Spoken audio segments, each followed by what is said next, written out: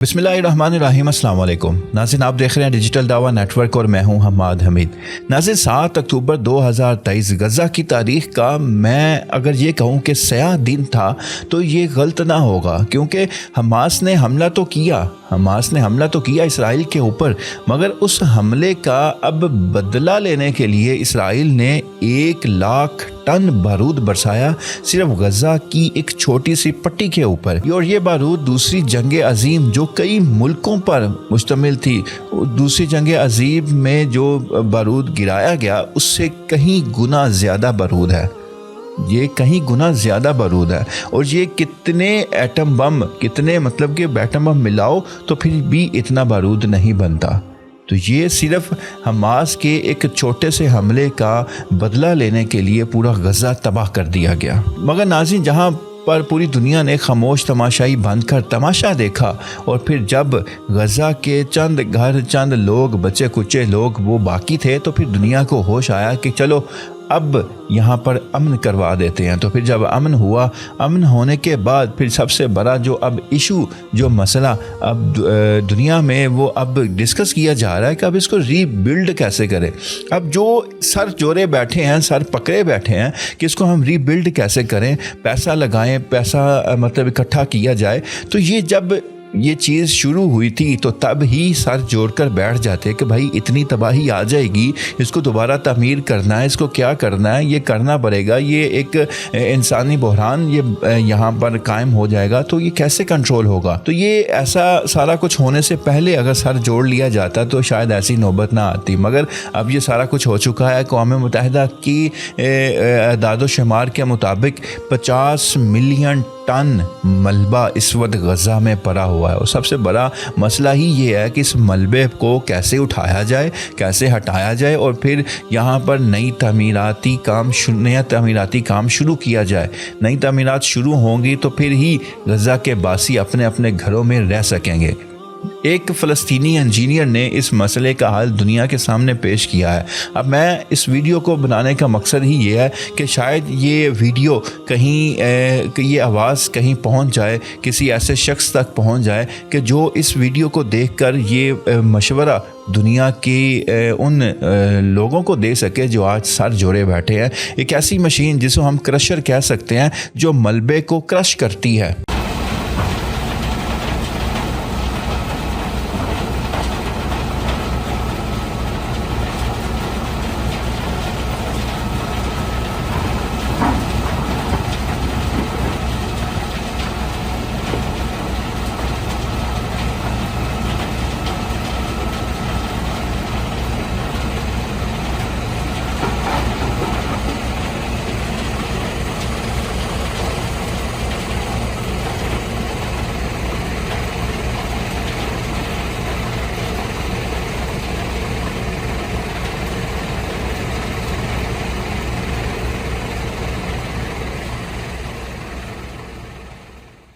जो automatic machine है मलबे को क्रश करती है, उसमें एक साइड पर अगर जो वो है मलबा पड़ा हुआ है गज़ा में, उसको एक साइड में अगर डाला जाए तो वो बाकी 3 साइडों से वो उसको एक तो उसको बिल्कुल ज़र्रा ज़र्रा बना के, चूरा बना के वो निकालती है। फिर एक थोड़ा सा बड़ा होता है बजरी टाइप जिसे आप कह सकते हैं, और फिर एक तीसरा होता है जहाँ से वो पत्थर टाइप, छोटे छोटे पत्थर बनते हैं।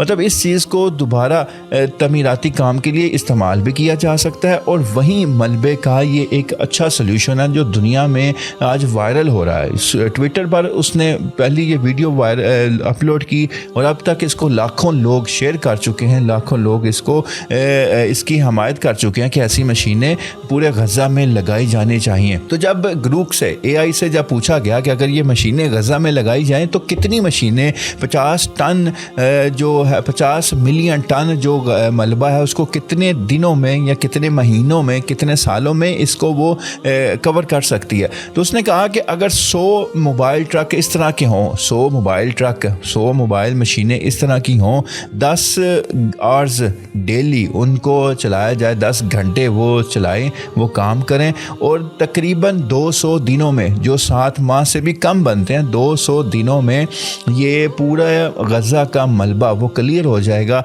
और यूँ एक साथ साथ वो घर भी बनने शुरू ہوں گے, گھر بنانے کے لیے نیا مٹیریل بھی نہیں لینا پڑے گا, اور اس میں یہ جو ریت ہے, بجری ہے, یہ پتھر ہیں, یہ سارے وہی گھروں میں یوز ہو جائیں گے. اور یوں یہ ملبے کا سب سے آسان اور اچھا سلوشن یہ ایک غزہ کے ہی انجینئر نے اپنے اکاؤنٹ پر شیئر کیا, جسے آج لوگ اپریشیٹ کر رہے ہیں.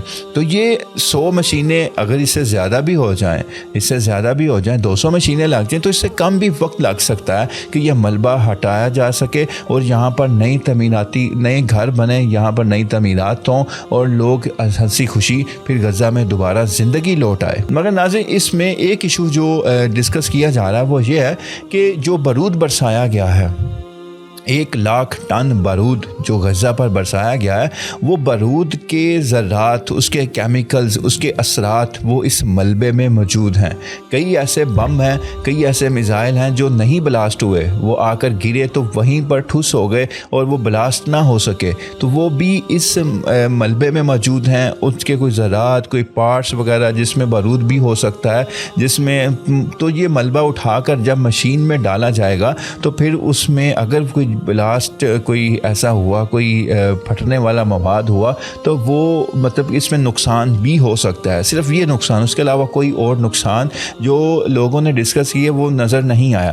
اب اس میں بھی یہ ایک چیز ہے کہ مٹیریل کو پہلے صاف کر لیا جائے, وہاں پر ٹیمیں ہائر کی جائیں, غزہ کے اندر سے ہی غزہ کے جو لوگ موجود ہیں ان کو ہی ہائر کیا جائے, ان کو اس کام کا پے کیا جائے, اور وہ پھر ملبے کے مطلب کہ ملبہ جب اکٹھا کیا جائے تو ایک دفعہ اس کی چھانٹی ہو جائے, اس کو ایک دفعہ کلیئر کر لیں کہ اس ملبے میں کوئی ایسا مواد موجود نہیں ہے, تو پھر ساتھ ساتھ اس کو مشین میں ڈالتے جائیں, تو یہ کام بھی آسان ہو جائے گا. مطلب یہ مشکل بھی دور ہو سکتی ہے. یہ وہ مشین ہے, یہ وہ کرشر ہے کہ جس کو آج غزہ میں لگائے جانے کی ضرورت ہے, اور یہ مشینیں غزہ کو دوبارہ تعمیر کر سکتی ہیں, وہ بھی بہت سے کم عرصے میں. تو میں اللہ تعالیٰ سے دعا گو ہوں کہ اللہ تعالیٰ کوئی ایسا سبب بنا دے غزہ کے باسیوں کے لیے کہ جو ان پر پہلے بارود برسایا گیا ہے, اب اس بارود سے نکل کر وہ اب سانس لے رہے ہیں آزاد فضا میں, بارود سے پاک فضا میں. تو یہ فضا ایسے ہی رہے, ہمیشہ یہاں پر امن قائم رہے, اور ایک دن اصل آزادی کا وہ سانس لے سکیں. آمین ثم آمین. اللہ حافظ.